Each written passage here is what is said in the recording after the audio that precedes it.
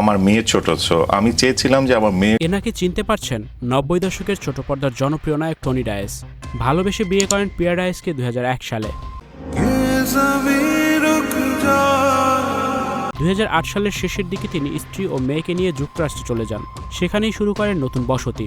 সাম্প্রতিক সময় টনি ডায়েসের মেয়ে অহনা ডায়েসের সমুদ্র সৈকতে বাবা মায়ের সাথে মেয়ের পোশাকে আলোচনায় এসেছে টনি ডায়েসের ব্যক্তিত্ব নিয়ে।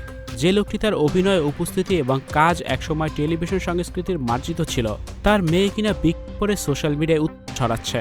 তাই তো অনেকেই মন্তব্য করছে, মেয়ের ছবি কি বাবাই তুলে দিয়েছে? শুধু কি পোশাক, তার শরীর জুড়ে রয়েছে নানান রকমের ট্যাটু। দেখে মনে হবে নিপুণ নারীদের মতো। এতে বোঝা যায় বাবার ব্যক্তিত্বের উল্টো দিকে, অর্থাৎ পশ্চিমা সংস্কৃতির দিকে ঝুঁকে পড়েছে মেয়ে অহনা ডায়েস। অহনা ডায়েসের বয়স 22 বছর।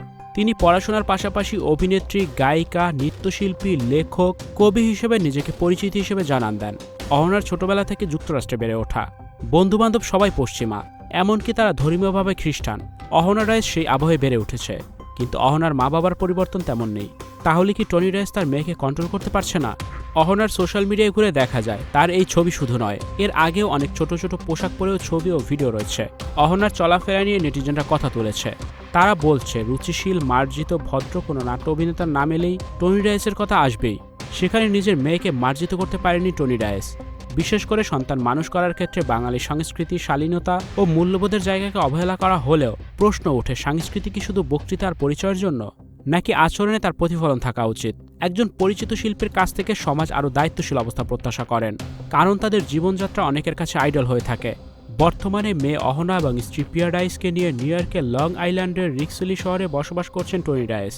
তিনি সেখানে একটি বেসরকারি প্রতিষ্ঠানে কর্মরত আছেন। আমাদের সংস্কৃতিকে বাইরে নেওয়ার জন্য এক্সপোর্টে যেতে হবে, বাইরে কাজ করতে হবে, শুটিং করতে হবে। এক সময়, বিশেষ করে 2000 থেকে 2008 সাল পর্যন্ত নাটকের জগতে সবচাইতে জনপ্রিয় অভিনেতাদের শীর্ষ তালিকায় ছিলেন টনি ডায়েস।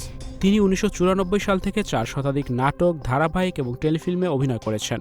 এছাড়াও তিনি কয়েকটি চলচ্চিত্রে অভিনয় করেছেন। সেগুলো হলো মেঘের কোলে রোদ এবং পৌষ মাসের পীড়িত। Icon focus 24 TV, powered by 4D Fourth Dimension। আমাদের চ্যানেলটি সাবস্ক্রাইব করে আমাদের সাথে থাকুন।